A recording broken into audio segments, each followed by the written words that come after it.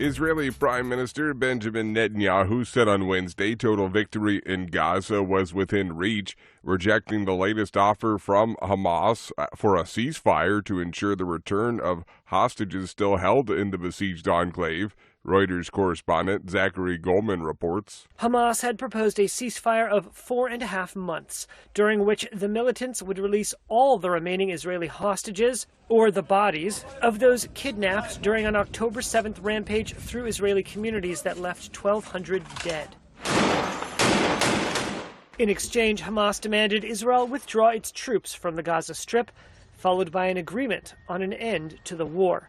But Israel has repeatedly ruled out anything other than a temporary ceasefire to effect the return of captives or that leaves Hamas in control of Gaza. Reuters correspondent Zachary Goldman. Hamas is a U.S. designated terrorist group.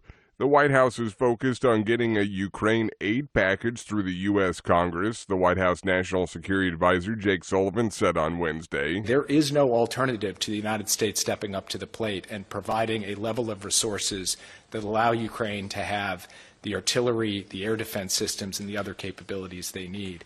And time is of the essence in this regard. So we are going to stay focused on that, and we believe that we still can and will deliver it. Sullivan during a joint press conference with NATO Secretary General Jens Stoltenberg, who said it was vital Congress agreed on continued support for Ukraine in the near future. An American airstrike in Iraq killed a commander of a pro-Iran armed group Wednesday who was involved in attacks on Washington's troops, the U.S. military said. The strike came in response to attacks on U.S. service members, the military central command said.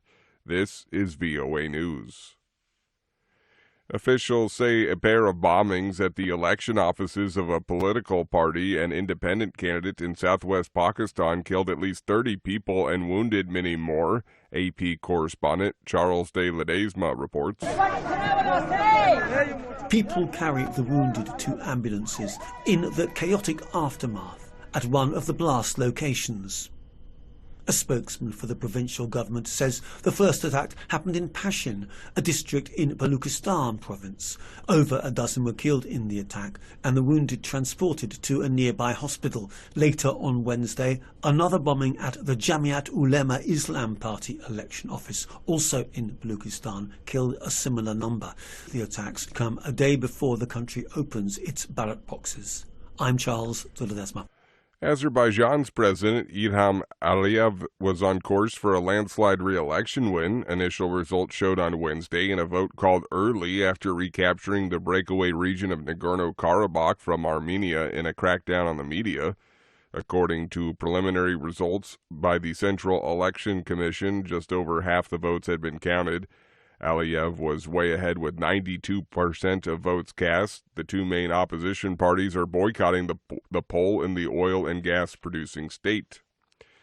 The U.S. military says a Marine Corps helicopter that had been missing was found Wednesday morning in a mountainous area outside San Diego, California. VOA's Rick Pantaleo has more. A Marine Corps helicopter with 5 troops aboard that had been missing was located Wednesday morning by civil authorities near the mountain community of Pine Valley, about a 72-kilometer drive from San Diego, California. While the helicopter was located, rescue crews, however, said snowy conditions were making ground access difficult. Defense officials say the Marines were flying a CH-53E Super Stallion helicopter from Creech Air Force Base, northwest of Las Vegas, where they had been training, and were returning home to Marine Corps Air Station Miramar in San Diego. Rick Pantaleo, VOA News. For the first time in more than 2 decades, Mexico last year surpassed China as the leading source of goods imported to the United States. The shift reflects the growing tensions between Washington and Beijing, as well as U.S. efforts to import from countries that are friendlier and closer to home. The last time that Mexican goods imported to the United States exceeded the value of China's imports was in 2002.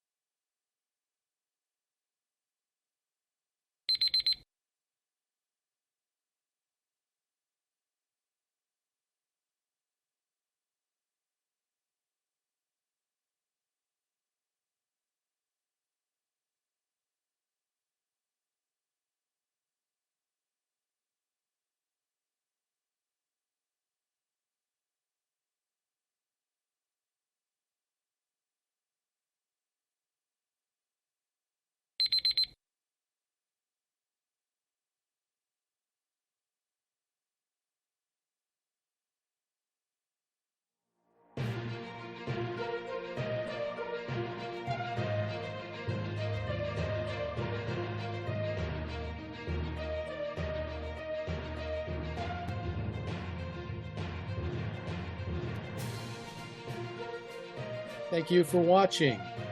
Can you do me a favor? Please leave a comment in the comments section below. That would really help. Thank you, and see you again soon.